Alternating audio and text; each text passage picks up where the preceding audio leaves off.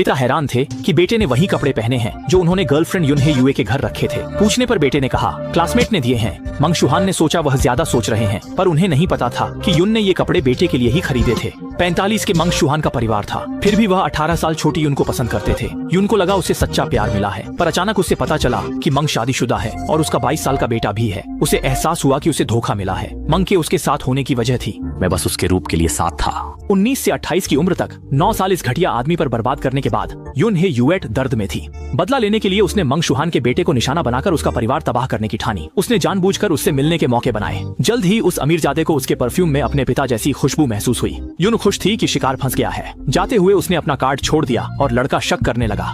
रिश्ते का सच जानने वह कार्ड लेकर आर्ट एग्जीबिशन पहुंचा और दोस्त को सब बताने लगा। तभी उसने युनहे युएट को वहां देखा। दोस्त ने मजाक किया कि शायद वह उस पर फिदा है और पीछा कर रही है। अमीरजादे को भी लगा कि शायद उसे दिलचस्पी है। जब युनहे युएट करीब आई तो उसने डांटते हुए कहा, मेरी फोटो डिलीट करो।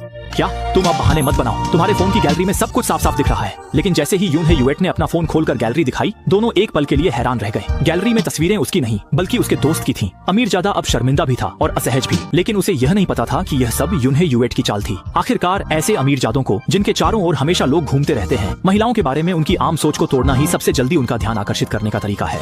और जैसा कि उसने सोचा था, अमीरजादे ने उसी वक्त आर्ट एग्जीबिशन की पार्टी का स्थान युनहे युएट के कैफे में तय कर दिया। युनहे युएट खुश थी। तभी मंग शुहान कैफे में आई। युनहे ने उसे जानबूझकर बुलाया था ताकि वह मंग शुहान की अपने बेटे के सामने प्रतिक्रिया देख सके। तुम ठंडी हो गई हो क्या? प्यार नहीं करती? अब नहीं करती? पता है तुम 10वीं सालगिरह न मनाने से नाराज हो। मैं भरपाई करूंगा मिस युन। यह जानी पहचानी आवाज शांग फेंक को बाहर से सुनाई दी।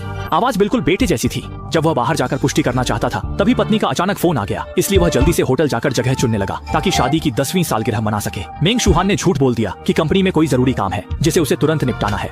क्या तुम वाकई अभी ही जा रही हो? क्या पता कोई सरप्राइज हो? लेकिन मेंग शुहान ने इस बात को बिल्कुल भी गंभीरता से नहीं लिया। उसकी नजर में युनहे यू केवल उसकी मनोरंजन की चीज थी। उसकी बेरुखी ने युनहे यू की नफरत को और गहरा कर दिया। बदला लेने की प्रक्रिया को तेज करने के लिए युनहे यू ने जानबूझकर वेटर से अमीर लड़के के हाथ पर कॉफी गिरवा दी। चोट मामूली थी, पर मालिक होने के नाते युनहे यू खुद उसे कमरे में ले गई। उसकी देखभाल देख लड़के का दिल पिघल गया। तभी युनहे यू बोली, मुझे बड़ी उम्र की महिलाएं पसंद नहीं। इस रणनीति ने उसे दीवाना बना दिया। और तभी उस बेवफा का फोन आया।